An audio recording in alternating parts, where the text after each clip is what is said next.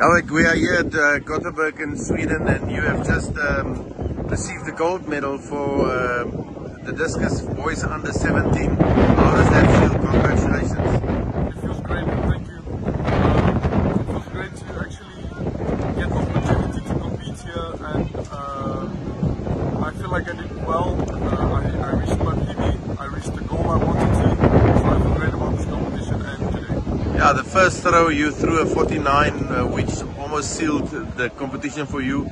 But then you got into the circle, and you, as you just said, you got that 51, which was your personal best.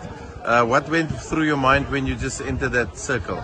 So recently my grandfather passed away, and as I went through into the circle prior to the throw, I said to myself I will do this for him, which is where I got the motivation, enough motivation to do that throw.